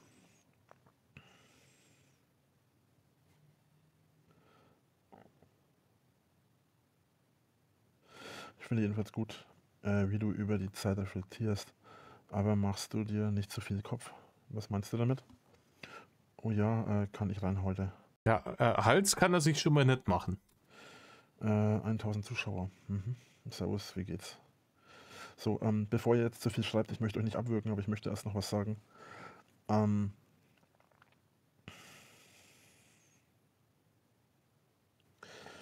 Es ist jedenfalls so, um das jetzt nochmal zum Abschluss zu bringen. Du willst um Barne betteln. Ich bin aktuell in Berlin und mein Problem ist, Dass keine Barne ihr hast. vielleicht mitbekommen habt, was morgen ist. Morgen fährt die Deutsche Bahn nicht. Das heißt, ich sitze in Berlin eigentlich fest. Würde mich so nicht stören. Ich würde länger in Berlin bleiben. Rainer, diese Streiks waren hinreichend angekündigt. Im Übrigen, es kommt mir gerade so. Du hast gesagt, du hättest ein Jobangebot bekommen. Und am Samstag war das Jobangebot anscheinend noch aktuell. Und am Sonntag hast du zum Battle-Streamenden angefangen. Welches Jobangebot der Welt löst sich übers Wochenende auf? Ich weiß nicht, wie es euch geht, aber hat irgendeiner von euch schon mal am Wochenende ein Vorstellungsgespräch gehabt? Ich nicht. Na? Just saying. Zumindest ein paar Wochen. Oder zumindest mal eine Woche oder zwei, wenn ich die Möglichkeit dazu hätte, eine Unterkunft zu haben. Und jetzt versteht wahrscheinlich der ein oder andere schon, worauf ich hinaus möchte. Du bist zum Barne Battle. Danke, Melanie. Ich habe heute schon einen Post auf Instagram hochgeladen. Die Posts werden in Zukunft so oder so ähnlich aussehen, denke ich. Es wird auch ab und zu mal ein Quatsch dazwischen kommen, aber in erster Linie wird sowas passieren wie der Post heute. Es wird, der Post war wieder, bitte Barne betteln. Also, Rainer, du wirst uns jetzt gerade sagen, zwischendurch wird auch mal Unterhaltung stattfinden, aber den Hauptcontent wird es offiziell Barren Battle Baron. Nenn doch den Kanal so. Mach doch hier den Kanal Barren Battle Baron. Bitte Barren Battle. Dann machen wir noch ein Barren Battle Baron Lied. Das ist die Barren Battle Baron Ballade. Ja? Ist doch erbärmlich. Ich kann morgen zum Glück Homeoffice machen. Das freut mich für dich, Isin. Für mich ist jedenfalls jetzt das Problem. Ich habe jetzt nicht das Geld für die Unterkunft. Morgen. Ja, dann musst du auf der Straße schlafen, du Arschloch. Ich könnte in meiner Unterkunft wahrscheinlich noch ein paar Tage bleiben. Ich weiß nicht, wie es vom finanziellen Punkt her aussieht. Aber ich könnte wahrscheinlich noch eine Weile bleiben. Mein Problem ist aber, dass ich die Kohle nicht dafür habe.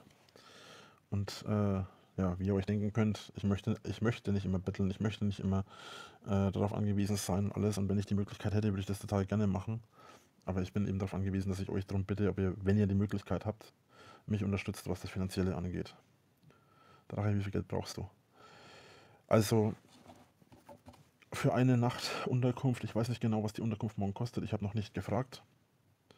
Marcel, tut mir leid, aber nach deiner Aktion hast du hier nichts zu suchen, schon gleich gar nicht, wenn du so ein Lügner bist, von wegen du arbeitest irgendwo sozial und dann bist du das gar nicht. Und jetzt habe ich dich übrigens das erste Mal geblockt. Vorher hatte ich dich nämlich nicht geblockt. So, weil du das auch behauptet hattest, ich hätte dich geblockt, dabei war das gar nicht der Fall. Ich kann nicht genau sagen, wie viel ich aktuell brauche. Also für die eine Nacht, denke ich, dürften es wohl so um die 80 Euro sein. Das ist so der Standardpreis. Falls sich morgen nichts ändert, ich weiß nicht, wie viel der Preis ist. 80 Euro. Nein, bist du schon mal auf den Gedanken gekommen, keine Ahnung, in der Jugendherberge zu pennen? Ich glaube, das kostet 25 Euro Jahresbeitrag und dann kannst du dafür ein Apfel und ein Ei übernachten.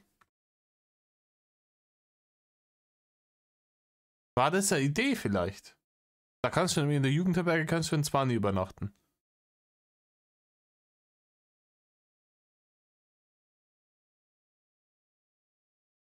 Ah, na, die Jugendherberge hat natürlich keinen Spa-Bereich. Ja, hier 4 Sterne muss schon sein. Ich weiß nicht, ob es irgendeine Möglichkeit gibt oder so. Ja, das ist so 60 bis 80 Euro ist der Preis normalerweise. So, Ben ist schon weg. Achso, ja, aber du kannst ihn, glaube ich, nur silenzen. Ich habe ihn komplett gesperrt. Ja, genau, wie viel brauchst du dann? Also, ich sag gleich, ich denke, ihr habt mir jetzt, also zumindest was ich jetzt so auf TikTok mitbekommen habe, dürfte das schon, ja doch, stimmt schon, was ich auf TikTok jetzt gesehen habe. Da kommt ja auch ein bisschen was. Also ist auf jeden Fall, ich danke euch und es tut mir wirklich leid. Ach, hör auf, dich zu entschuldigen, diese scheinheiligen, falschen Entschuldigungen. Tut mir wirklich leid, dass ich euch damit. Halt dein Maul, Rainer. Es tut dir einen Scheißdreck leid. Es tut dir einen Du denkst dir, in dem Moment, in dem du den Stream wieder ausmachst und du hast wieder ein paar Barren erbettelt, denkst du dir, was für Idioten. Gott sei Dank sind die so saublöd und schieben mir die Kohle in den Arsch. Bloß weil ich ein bisschen Heuli-Heuli wieder gemacht habe. Ich würde gerne darauf verzichten, wenn ich die Möglichkeit hätte. Ich würde gerne wieder das Ganze machen, aber so leicht ist das leider nicht. Oh, vielen Dank. Was war das denn? Cool, ein Klavier. Ja, leider ist dir nicht auf den Kopf gefallen, das Klavier. Nix, was brauchst du für eine Woche? Was für eine Woche? Oh, das kann ich dir leider nicht sagen. Keine Ahnung. Wenn man von einem... Das Problem ist, das wusste ich früher auch nicht. Das Problem ist, wenn man in einem Hotel wohnt, da kann sich der Preis Tag für Tag ändern. Was hast du denn in Berlin gemacht? Ich war in erster Linie in Berlin, um einen Deal abzuschließen, der allerdings nicht funktioniert hat. Und bevor jetzt gleich wieder die Frage kommt, nein, es hatte nichts mit Netflix zu tun. Ich habe schon gesehen, dass die Kritiker wieder irgendwas von Netflix behaupten. Damit hatte es nichts zu tun. Da gibt es auch nichts, was damit zu tun haben kann, weil ich es schon 100-mal erklärt habe.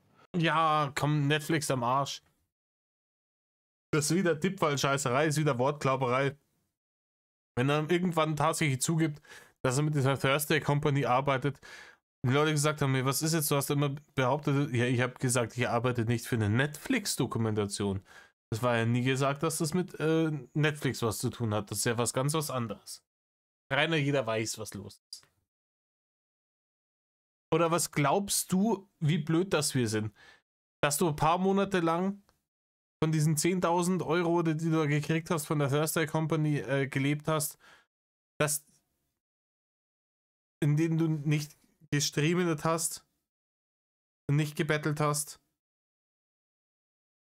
Von irgendwas wirst du in der Zeit gelebt haben, oder?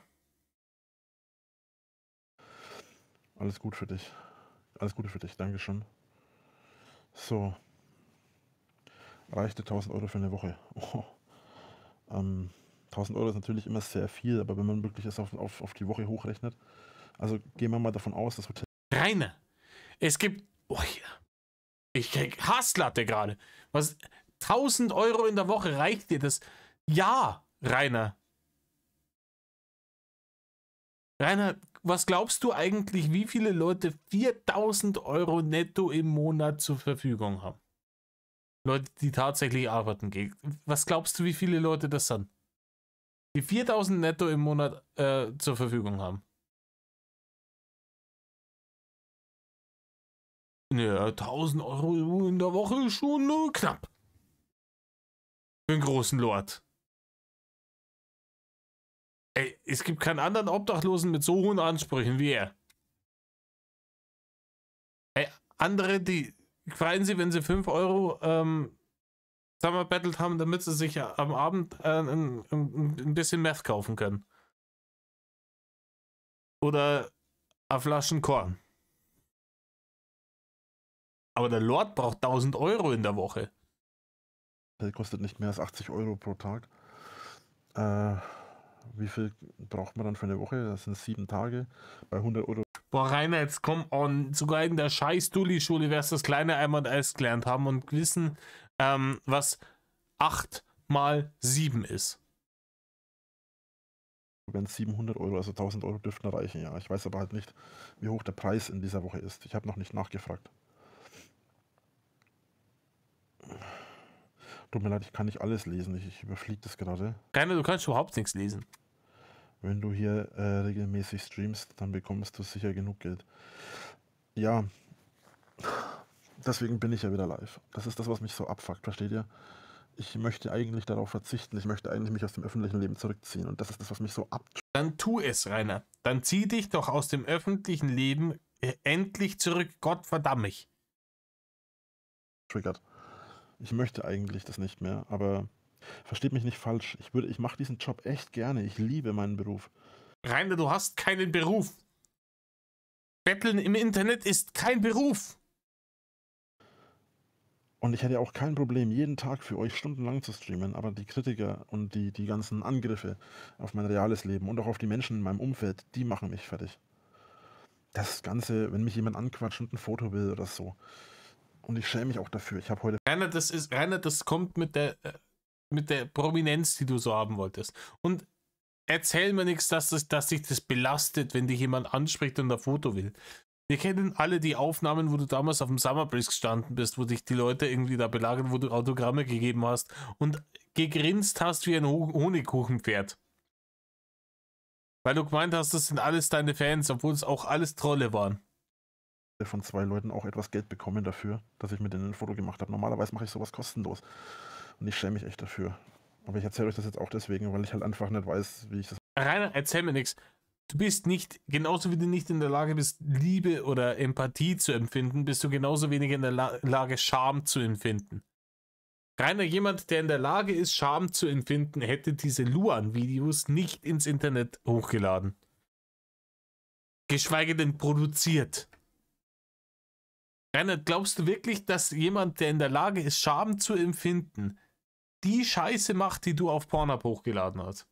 Ich glaube eher nicht. das machen soll. Es tut mir auch leid für die Jungs, mit denen ich da Fotos gemacht habe, aber ich hatte halt keine Wahl. Verstehe ich das richtig? Du willst keine Sachspenden, willst bei keinem schlafen, sprich keinen Kontakt. Verstehe mich nicht falsch. Wir verstehen dich schon richtig, Rainer. Wir verstehen dich schon richtig. Du willst gar keine wirkliche Hilfe, du willst einfach nur Barne fürs Nichtstun kriegen. Das Problem ist nicht, wer möchte, kann spenden für eine Unterkunft. Ja, also pass auf. Um das kurz klarzustellen, ich hätte auch kein Problem mit Sachspenden. Wenn man mir irgendwo begegnet hat, es gab auch schon Jungs, die sind hergegangen und die haben mir einfach mal Die haben einfach mal eine Cola in die Hand, also haben mich einfach gefragt, ob ich irgendwas brauche. Die sind losgegangen, die haben mir eine Cola gekauft oder eine Spezi gekauft und dazu ein bisschen was zu trinken, ein bisschen was zu essen. Damit habe ich auch kein Problem. So. Ähm, Das ist absolut in Ordnung. Aber das Problem ist, wenn ich zum Beispiel irgendwo übernachten würde, ne? Ich kann halt leider, und das kannst du vielleicht nachvollziehen, wenn du dich ein bisschen mit der Materie auseinandersetzt, ich kann leider niemandem vertrauen, wenn mir jemand ein Angebot macht, dass ich bei jemandem übernachten kann. Ich bin mittlerweile auch so weit, dass ich das tatsächlich durchziehen würde, ne? Vorzugsweise bei schönen Damen. Ja, oh, come on! Vorzugsweise bei schönen Damen. Sogar seine Erbärmlichkeit und seine wahre Bettelei zieht er jetzt ins Anzügliche. Herzlichen Glückwunsch, Rainer. Und was soll passieren? Glaubst du, die Leute schneiden die Organe raus? Die sind nicht mehr verwertbar, Rainer. Und durchziehen. Wie du wieder vom Durchziehen redest. Keine 2 Tage, nachdem du gesagt hast, dass du dich aus dem Internet zurückziehst. Jetzt redet er wieder vom Durchziehen. Aber leider ist das halt oft keine Möglichkeit, weil es halt oft einfach dann in einer Falle endet. Ich mich dann irgendwo zu erkennen gebe und die Person dann dahin kommt und mich angreifen oder ähnliches. Das habe ich alles schon durch. Hallo Jenny. War das Fake-Angebot von Jason oder einem anderen Kritiker? Ich weiß nicht genau, ob Jason als Kritiker bezeichnet wird. Also Kritiker vielleicht, ja. Hater definitiv nicht. Nee, also ich habe mit den Jungs ja gar nichts mehr zu tun. So. Ich hatte auch mit den Jungs letzte Woche schon nichts mehr zu tun. Wenn du jeden Tag 2 Stunden guten Content bringst, 2 Stunden, hast du easy 4.000 Euro pro Monat. Naja, das geht halt nur bei Livestreams, ne? Also Videos verdiene ich ja leider nichts mehr, da ich keinen YouTube-Account mehr habe. Melanix, danke für deine Unterstützung. Kann man dir irgendwo schreiben? Höchstens hier auf TikTok, wenn dann. Oh, vielen Dank für die Kiste. Oh, jetzt haut sie aber raus hier. Dankeschön, Melanix. Melanie. Ja, dann geh live. Ich bin doch live. Ich kann leider nicht anders live gehen. Ich kann mich zwar so zeigen, aber da muss ich die Kamera umdrehen. Ne? Also hier, ich kann meine Hand. Sieht man das? Keiner, du kannst dein Tablet dafür benutzen. Großer Medienprofi. Wartet mal. Hier. So würde es gehen. Das Problem ist, ich muss die Cam dafür rumdrehen. Ne? Und das ist halt. Die Frontkamera geht halt leider nicht mehr. Mich ärgert das selber. Aber ich kann das momentan nicht reparieren, weil ich kein Geld dafür habe. Ne?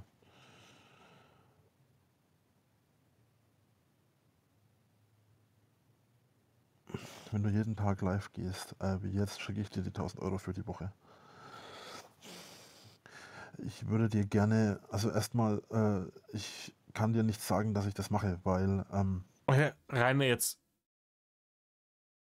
schlagt es 13. Wenn dir tatsächlich jemand 1.000 Euro überweist dafür, dass du jeden Tag eine Stunde live bist, dann sind es 1.000 Euro für 7 Tage 1 Stunde pro Tag arbeiten. Das können wir nicht versprechen. Genau die Arbeitseinstellung hat dich dahin gebracht, wo du gerade bist.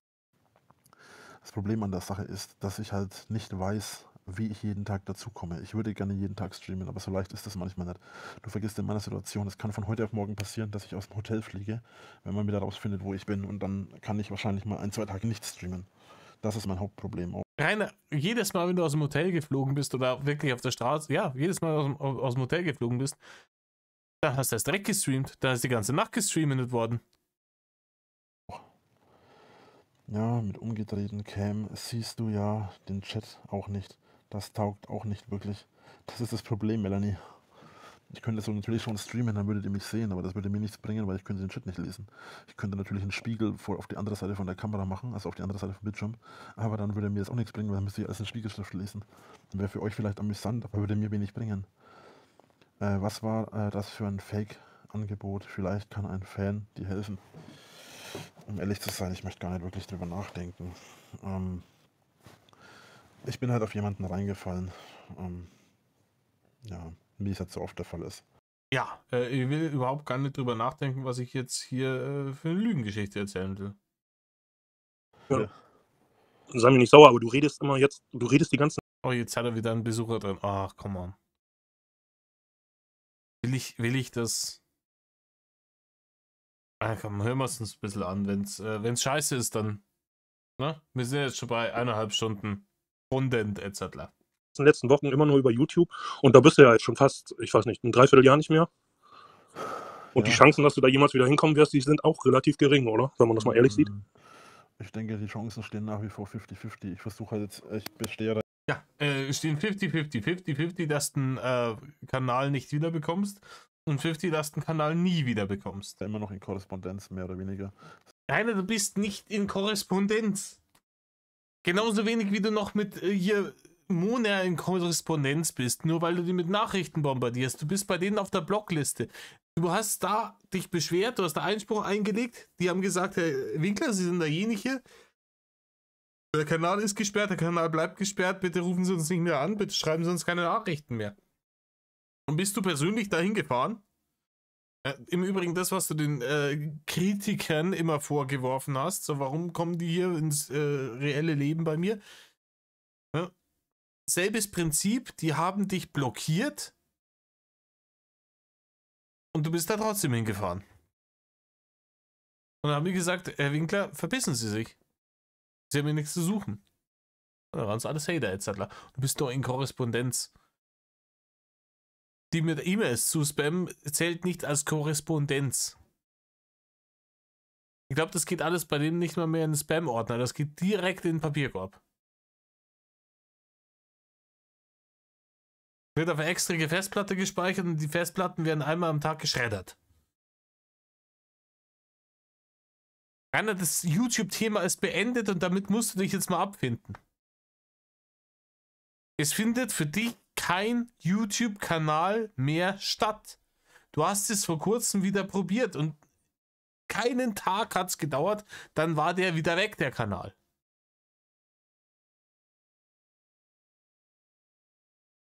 Und genauso ist es mit deinem Führerschein. Auch der findet nicht mehr statt in deinem Leben. Das ist ein bisschen ein schwieriges Thema im Moment. Ich kann jetzt auch nichts genaueres sagen, tatsächlich. Was passiert, wenn ich hier drauf drücke? Stehen die Chancen genauso gut, dass du deinen Führerschein wieder kriegst? Also mit YouTube, oder? Jetzt ist der eine Typ wieder super laut und Rainer ist wieder super leise. Ah, so funktioniert das. Sorry, ich probiere hier gerade Sachen aus.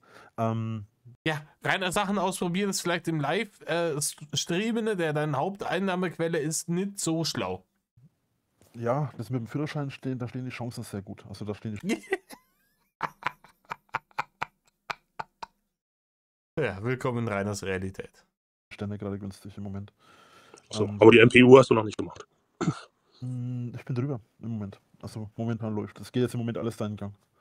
Das ist in meinem Fall jetzt so, dass ich das alles online auch machen kann. Das funktioniert. Ein paar Sachen muss ich auch vor Ort machen, aber das ist im Moment noch nicht der Fall. Und das schiebe ich dann alles so und dann funktioniert das schon. Also das zumindest geht seinen Gang im Moment. Ja.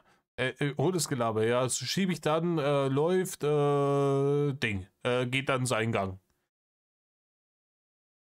Was da halt auch ein bisschen das Problem ist, das Finanzielle, aber das ist ja bei mir nichts Neues im Moment. Mit E-Mail und so weiter. Ich habe auch vor kurzem gestern oder vorgestern ich glaube es war gestern, oder war es heute? Ich weiß es nicht mehr. Auf jeden Fall letzten 1, 2 Tage habe ich eine Nachricht bekommen. Ja, wir hätten gerne ein Interview mit Ihnen geführt. Wir wären bereit, 5.000 Euro zu zahlen. Ich schaue auf die E-Mail, Proton-E-Mail. Ja, super, danke fürs Gespräch. Brauche ich nicht drüber. Ja, Rainer, aber wenn dir jetzt irgendjemand eine Interviewanfrage schickt, was hast du zu erzählen, was noch nicht im Internet steht? Naja, es gibt. Ich meine, dein ganzes Leben kann man nach. Ja, das stimmt. Aber Leute, seid's mal nicht bes. Wir machen die Scheiße jetzt schon seit 1,5 Stunden. Ich krieg das hier nicht so gepegelt. Ich müsste jetzt das rauf und runter stellen mit der Lautstärke. Der eine Dude ist super laut, Rainer ist super leise. Die Geschichten, wenn er wieder irgendwelche Leute da in seinem Stream drin hat, habe ich eh nie so gefeiert. Sind wir ganz ehrlich, es ist dann auch immer.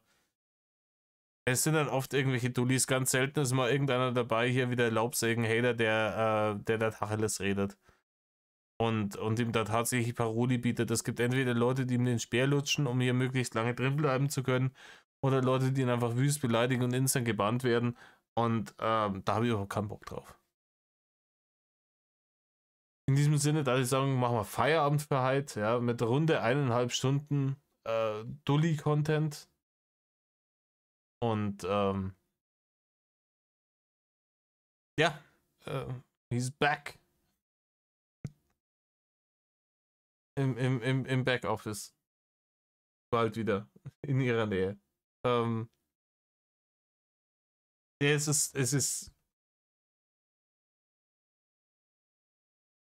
ist unfassbar einfach. Wie gesagt, die meisten Leute haben es gesagt. Jeder hat gehofft, 1-2 Wochen Ruhe. Ich finde es inzwischen auch, und ich fühle da auch Serial, wenn er das sagt, ich finde es inzwischen wirklich nur noch lästig, nur noch anstrengend. Früher habe ich, wenn irgendwas gekommen ist, hey, es ist irgendwas da, ich kann heute ein Video machen, da habe ich mich richtig drauf gefreut. Heutzutage denke ich mal, jedes Mal, wenn ich mein Abo-Feed auf YouTube aufmache und es ist vom Inge ein Restream am Stissel, denke ich mal, komm, bitte, ich habe keinen Bock mehr auf die Scheiße. Es wird immer Hanebüchner. Jetzt hat er wieder seine IBAN veröffentlicht. Erinnert ihr euch noch, das ist noch gar nicht so lange her, wo er sich vom Spenden drücken wollte. Er hat dann gespendet, hoho, aber wo er sich noch drücken wollte vom Spenden, hat er gesagt, ja, die Beweise kann ich euch nicht schicken, weil ich will ja eine IBAN nicht veröffentlichen. Das war nachdem er seine IBAN zum ersten Betteln veröffentlicht hat und jetzt veröffentlicht er es zum Betteln wieder, da hat er auf einmal gar kein Problem mehr damit, aber zum Spenden, da hat er Angst gehabt, dass er da gedoxt wird.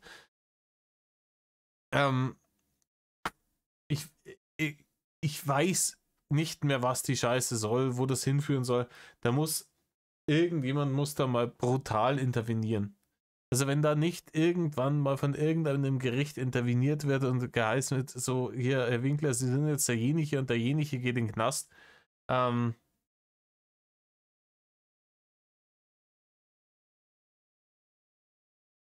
Ahnung. Keine Ahnung. In diesem Sinne, Leid, tut nicht, was Rainer tut. Metal off.